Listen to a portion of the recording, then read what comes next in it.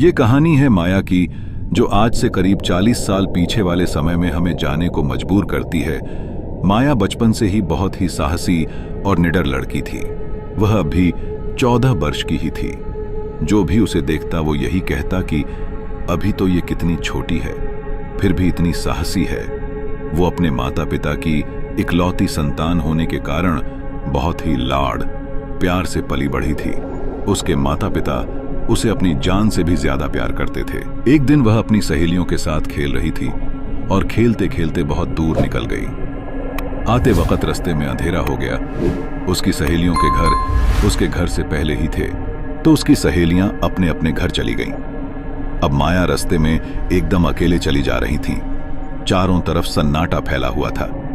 माया दबे पांव चले जा रही थी कि अचानक उसने किसी के रोने की आवाज सुनी। माया रुकी और उसने इधर उधर नजर घुमा के देखा, लेकिन उसे वहां कोई दिखाई नहीं दिया। वो फिर से अपने रास्ते पर तेजी से आगे की तरफ बढ़ने लगी।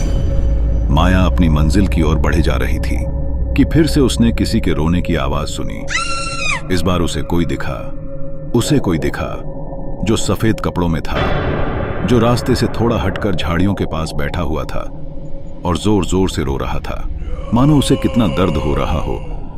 माया ने सोचा कोई बूढ़ा व्यक्ति है जिसको मेरी मदद की जरूरत है।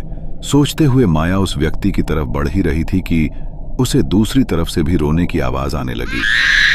अब माया वहां देखने लगी जहां बूढ़ा व्यक्ति उसे बैठा दिखाई दे रहा था, लेकिन ये क्या, अब वहां कोई नहीं था।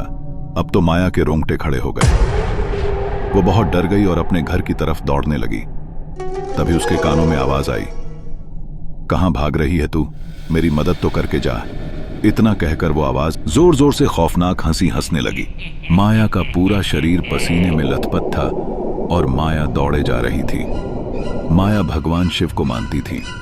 वह रोज मंदिर जाती और शिवरात्रि पर्व जब भी आता वो उपवास रखती, लेकिन मांगती कभी कुछ नहीं थी।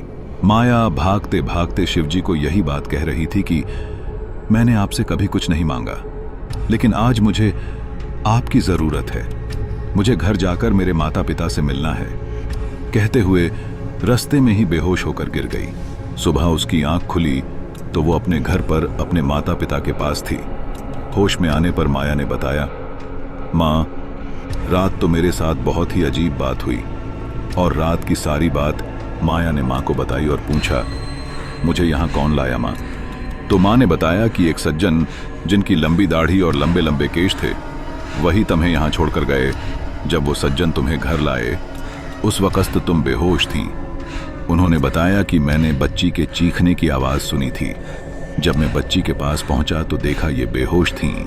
फिर वो तुम्हें घर लेकर आए और कहा, आगे से आप ध्यान रखना, इतनी देर रात को आगे से ये बाहर ना जाए। इतना कहकर वो सज्जन चले गए। माया सोच रही थी आखिर वो कौन थे। तो दोस्तों, क्या आप बता सकते हैं कि वो सज्जन कौन थे? अपनी राय हमें कमेंट में जरूर बताएं।